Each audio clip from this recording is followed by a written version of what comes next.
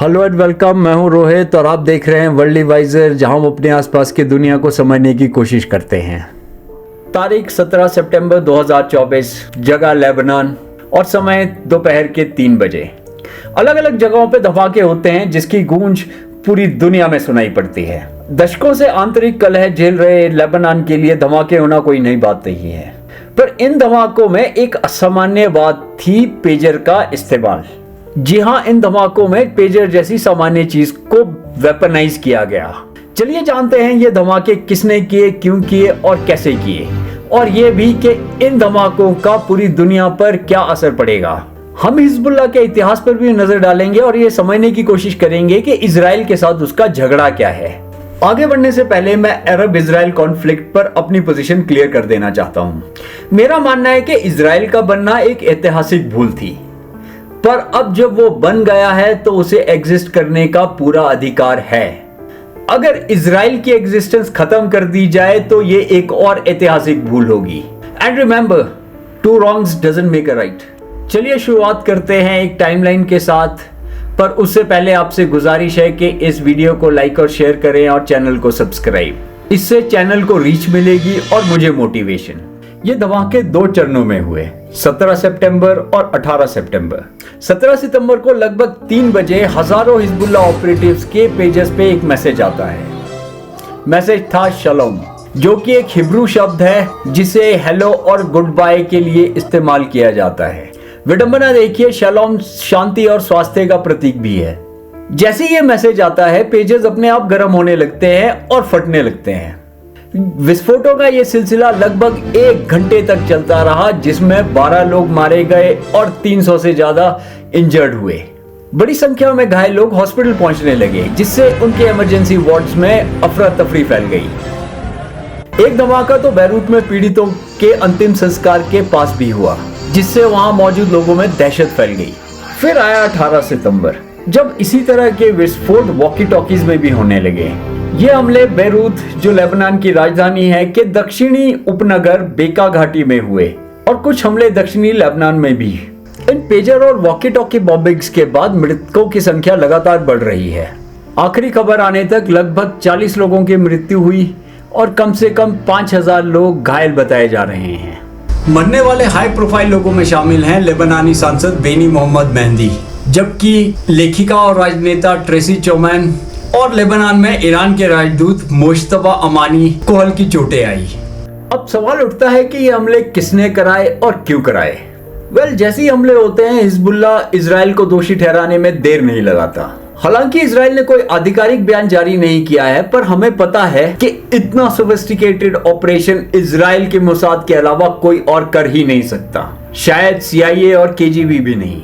Israel ने यह धमाके करा के एक मैसेज दिया है हिजबुल्लाह को और उसके हैंडलर ईरान को। मैसेज ये था कि हम आपकी सफों में घुस चुके हैं, हम कुछ भी करेंगे अपने आप को प्रोटेक्ट करने के लिए, चाहे वो सिविलियंस की जानें लेना हो या इंटरनेशनल लॉज की अनदेखी करना। इन हमलों के पीछे इजराइल का सबसे बड़ा मकसद है हिजबुल्लाह के संचार नेटवर्क को खत्म करना। पेजर हिजबुल्लाह के ऑपरेटिव्स के बीच तालमेल का एक महत्वपूर्ण साधन है और इनकी बर्बादी से हिजबुल्लाह थोड़ी देर के लिए ही सही पर विकलांग हो गया है। ये धमाके इजराइल के मनोवैज्ञानिक युद्ध यानी साइकोलॉजिकल वॉरफेयर का हिस्सा है। ये जानकर कि उनके संचार उपकरण घातक हथियार बन सकते हैं, हिजबुल्लाह के ऑपरेटिव्स के बीच संदेह और अविश्वास फैल गया है। वो अब किसी भी इलेक्ट्रॉनिक चीज को छूने से पहले 100 बार सोच रहे हैं। इजराइल ने इन हमलों से हिजबुल्लाह के महत्वपूर्ण ऑपरेटिव्स को निष्क्रिय कर दिया और हिजबुल्लाह की हाल फिलहाल की योजनाओं को खटाई में डाल दिया। इस सब से इजराइल को एक सामरिक लाभ मिला, वो भी तब जब वो आने वाले समय में कोई सैन्य कार्रवाई करने की योजना बना रहा है।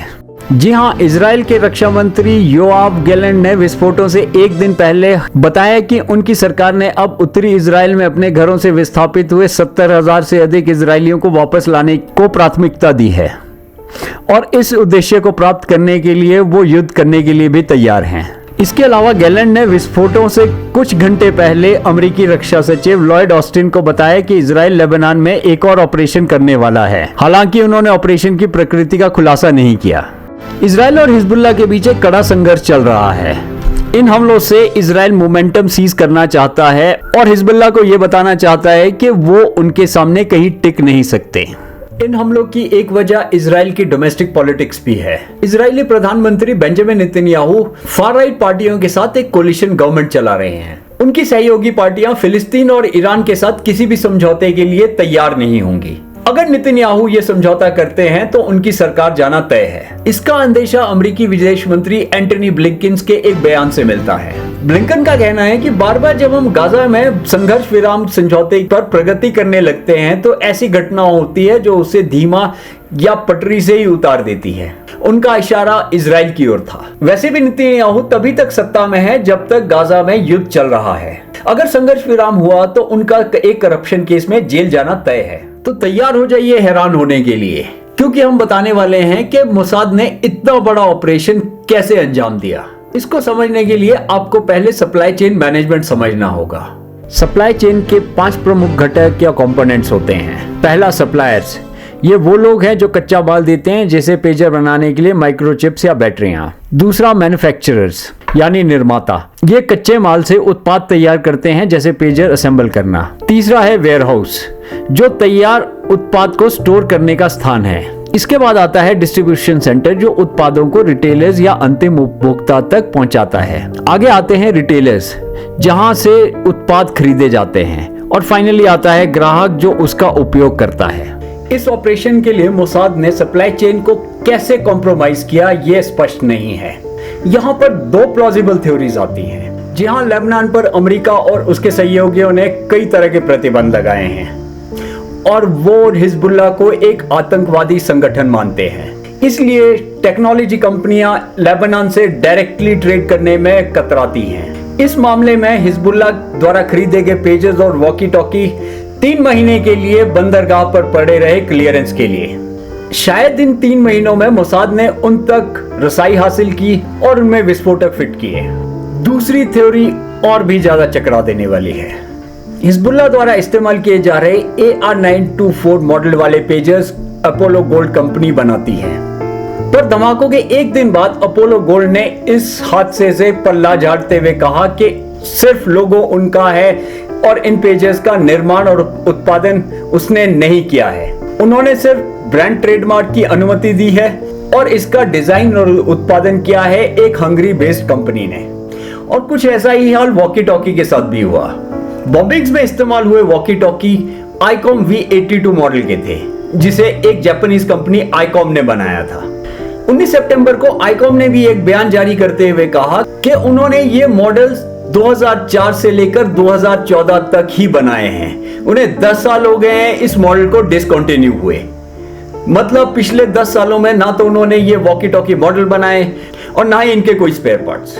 अब जो कहानी मैं सुनाने जा रहा हूं, आपको वो सुनकर लगेगा कि मोसाद अपने ऑपरेशंस के लिए किस हद तक जाता है, कितनी बारीकी से प्लानिंग और एग्जीक्यूशन करता है। तो कहानी शुरू होती है 2022 में, जब मोसाद ने हिजबुल्लाह के कम्युनिकेशन नेटवर्क को तहस नहस करने का प्लान बनाया।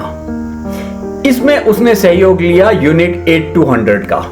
18 साल से 21 साल के बीच के युवकों से बनी यूनिट 8200 एक इजरायली खुफिया यूनिट है जो code description, counter intelligence, signal intelligence, cyber warfare, military intelligence और सर्वेलेंस के लिए जिम्मेदार है।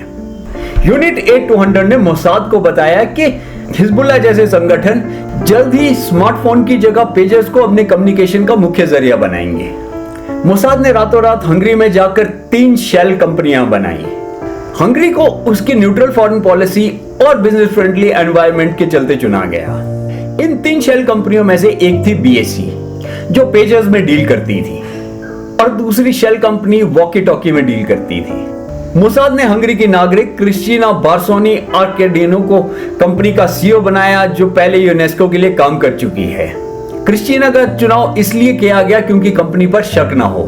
अब BAC ने गोल्ड अपोलो को अप्रोच किया उनके लाइसेंसिंग डील के लिए। इस डील के अनुसार BAC पेजर्स मैन्युफैक्चर करेगी पर लोगो इस्तेमाल करेगी गोल्ड अपोलो का। ऐसा इसलिए किया गया क्योंकि गोल्ड अपोलो सालों से एक प्रतिष्ठित कंपनी थी। हिजबुल्लाह जैसे ग्राहक BAC जैसे किसी नई नवेली कंपनी से कहीं ज्यादा विश्वास एक एस्टैब्लिश कंपनी पर करेंगे, और हुआ भी ऐसे ही। 13 फरवरी 2024 को हिजबुल्लाह ने 5000 पेजेस का ऑर्डर दिया गोल्ड अपोलो को, और जो फुलफिल किया BAC ने। इस कंपनी ने पेजर के कोड को डॉक्टर किया और उसमें बहुत कम मात्रा में PETN नामक विस्फोटक भी ऐड कर दिया।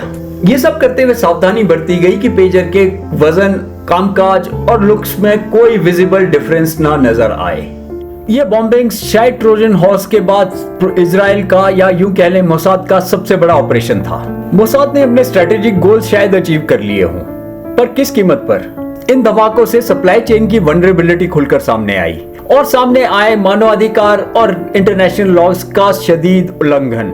इन हमलों में 32 से अधिक लोगों की मौत हुई और हजारों घायल हुए, जिनमें आम नागरिक, बच्चे और औरतें भी शामिल हैं। ये अंतर्राष्ट्रीय मानवाधिकार कानूनों के तहत जीवन के अधिकार का उल्लंघन है। पेजर और रेडियो जैसे रोजमर्रा के उपकरणों में विस्फोटक छिपाकर इस्तेमाल करना अंतर्राष्ट्रीय कानून के तहत प्रतिबंधित है, खासकर आर्टिकल 7.2 अमेंडमेंट प्रोटोकॉल के तहत। इसे बूबी ट्रैप कहा जाता है। इन हमलों ने नागरिकों के बीच भय और आतंक का माहौल बना दिया, जिसे मनोवैज्ञानिक नुकसान भी हुआ। इसे भी मानवाधिकारों का उल्लंघन माना जा सकता है।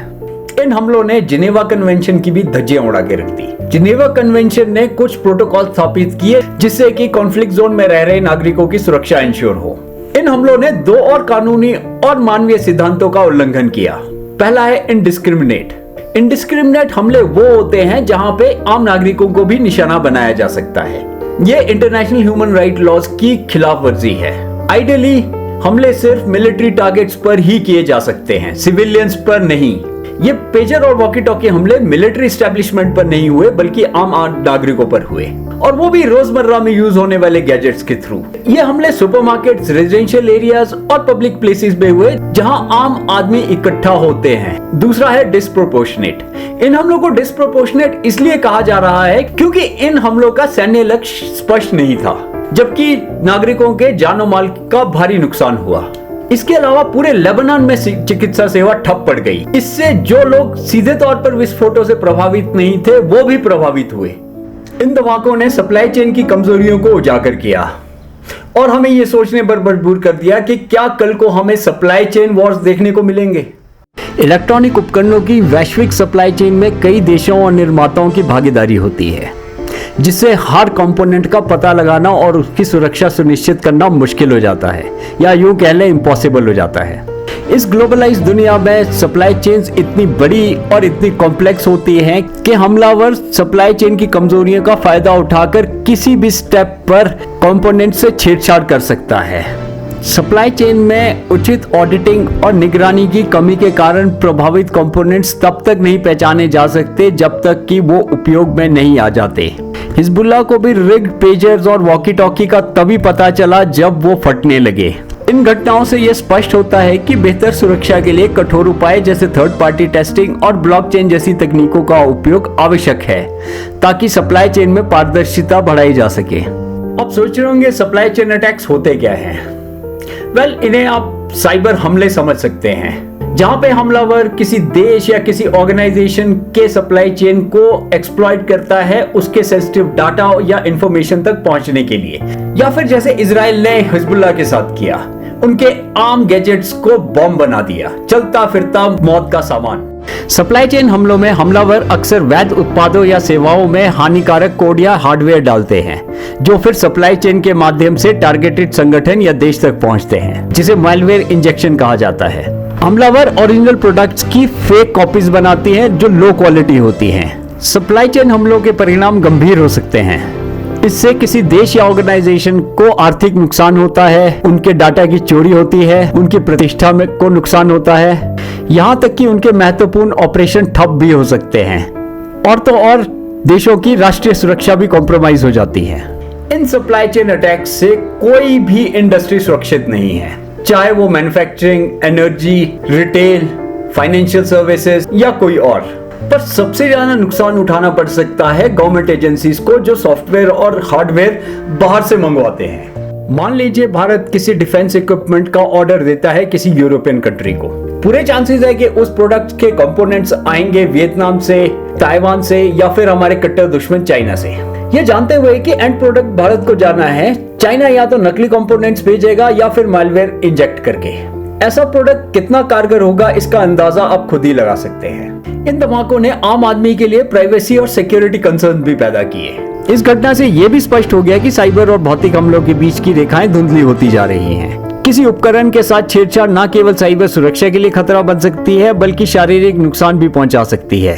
ये घटना दर्शाती है कि कैसे रोजमर्रा के इलेक्ट्रॉनिक उपकरण जैसे पेजर, वॉकी टॉकी और यहाँ तक कि स्मार्टफोन और स्मार्ट वॉच से भी छेड़छाड़ कर उन्हें वेपनाइज किया जा सकता है। रिग्ड स्मार्टफोन या अन्य स्मार्ट डिवाइसेस से कोई भी आपका पर्सनल डाटा चुरा सकता है, जिससे आपको फाइनेंशियल लॉस होगा, आइडेंटिटी थेफ्ट होगा और रेपुटेशन डैमेज भी। तो चलिए जाते आते आपको बताते चलते हैं कि पेजर्स होते क्या हैं और हिजबुल्लाह ने इन्हें अपने कम्युनिकेशन नेटवर्क के लिए क्यों चूज किया। पेजर, जिसे बीपर भी कहा जाता है, एक वायरलेस टेलीकम्युनिकेशन डिवाइस है जो रेडियो सिग्नल प्राप्त करता है और उसे टेक्स्ट मैसेज में कन्वर्ट करके प्रदर्शित करता है। पेजर्स दो तरह के होते हैं। वन वे पेजर्स सिर्फ संदेश प्राप्त कर सकते हैं, जबकि टू वे पेजर्स संदेश का उत्तर भी दे सकते हैं। हर एक पेजर का एक यूनिक आइडेंटिफिकेशन कोड होता है जिसे चैनल एक्सेस प्रोटोकॉल या CAP कहा जाता है। जब एक पेजर अपना CAP कोड डिटेक्ट करता है तभी वो मैसेज रिसीव करता है। पहली टेलीफोन पेजर प्रणाली का पेटेंट 1949 में अल्फ्रेड जे ग्रॉस ने किया था, जिन्होंने walkie talkie, citizens band radio और कॉर्डलेस टेलीफोन जैसे अन्य संचार उपकरणों के शुरुआती संस्करण भी बनाए और उनका पेटेंट कराया। इस पहले सिस्टम का इस्तेमाल न्यूयॉर्क सिटी के एक ज्यूइश हॉस्पिटल में हुआ। 1960 में मोटोरोला के जॉन मिचेल ने पहला ट्रांसिस्टराइज्ड पेजर बनाया। 1962 में बेल सिस्टम ने पहला commercial pager system Bellboy पेश किया। 1980 और 90 के दशक में पेजर खासकर चिकित्सा और आपातकालीन सेवाओं में काफी लोकप्रिय हुए। 2000 के दशक में मोबाइल फोन आ गए, जिसके बाद पेजर का उपयोग कम होने लगा, लेकिन आज भी स्वास्थ्य और सुरक्षा क्षेत्रों में इनकी विश्वसनीयता के कारण इनका इस्तेमाल जारी है। सेलफोन को कई तरह से ट्रैक किया जा सकता है, जैसे कि उसके नेटवर्क डाटा, सेल टावर या स्टिंगरे जैसे डिवाइसेस से। इसके अलावा स्मार्टफोन में built in GPS, Bluetooth, wifi और कई सारी एप्स होती हैं जो आपके मूवमेंट को आसानी से ट्रैक कर सकती हैं, जबकि पेजर में ऐसा कुछ नहीं होता। पेजर्स रेडियो फ्रीक्वेंसी पर ऑपरेट करते हैं और वन वे पेजर्स को तो काम करने के लिए सैटेलाइट की भी जरूरत नहीं होती, इसलिए उनको ट्रैक करना बहुत मुश्किल है। अभी पिछले कुछ समय से इजराइल ने हमास और हिजबुल्लाह के टॉप कमांडर्स को एलिमिनेट किया, मतलब उन्हें मार गिराया। ये सब सेलफोन्स यूज कर रहे थे, जिसकी मदद से इजराइल ने उनकी लोकेशन को ट्रैक किया। इसलिए फरवरी 2024 में हसन नसरुल्लाह, जो हिजबुल्लाह के चीफ कमांडर हैं, ने हिजबुल्लाह के कैडर को मोबाइल से दूरी बनाने के लिए कहा और 5000 पेजेस का ऑर्डर भी दे डाला। नसरुल्लाह को लगा कि वो एक पुरानी आउटडेटेड टेक्नोलॉजी की सहायता से मोसाद के रडार में नहीं आएंगे। As it turned out, it was a fatal mistake. मुझे इस बात से कोई फर्क नहीं पड़ता कि इजराइल आतंकवादियों के साथ क्या करता है, और मैं हिजबुल्लाह और हमास को भी आतंकवादी संगठन ही मानता हूं, पर मुझे फर्क पड़ता है उन बेगुनाह बच्चों, औरतों और सिविलियन की जानों से, जो इन सब में कोलैटरल डैमेज बन जाते हैं। एक ह्यूमन राइट एक्टिविस्ट होने के नाते मैं इन बॉम्बिंग्स को कंडेम करूंगा। एक पर्टिकुलर कम्युनिटी के अगेंस्ट गुस्सा बहुत है, इसलिए ये कोई पॉपुलर स्टांस नहीं है, पर मैं यहाँ पे पॉपुलर बातें करने के लिए नहीं बैठा हूँ। मेरा ये प्लेटफॉर्म बनाने का मकसद है मानवता और शांति का पक्ष लेना, उसकी बात करना, उसकी आवाज उठाना। जितना मैंने पढ़ा, सुना और समझा है, उससे मुझे पूरा यकीन है कि आतंकवाद का बदला मासूमों की जानें लेकर और अराजकता फैलाकर नहीं लिया जा सकता। हमारी असली लड़ाई आतंकवादी सोच के खिलाफ है, ना कि किसी पर्टिकुलर कम्युनिटी के। अगर हम इस दुनिया को अपने बच्चों के लिए सुरक्षित और बेहतरीन जगह बनाना चाहते हैं तो हमें डिसीजंस लेने होंगे मानवता के आधार पर, पीरियड। मेरा ये वीडियो अरब इजराइल कॉन्फ्लिक्ट पर एक सीरीज का हिस्सा है। अगले भागों में हम बात करेंगे हमास और हिजबुल्लाह जैसे आतंकवादी संगठनों के इतिहास की, इजराइल द्वारा किए गए दिमाग चकरा देने वाले ऑपरेशंस की, 6 डे वॉर की और उस सब की, जिससे आप अपनी आसपास की दुनिया को अच्छे से समझ पाएं। तो मिलते हैं अगले वीडियो में, पर जाने से पहले आपसे रिक्वेस्ट है कि इस वीडियो को लाइक और शेयर करें और इस चैनल को सब्सक्राइब। तब तक के लिए पीस आउट।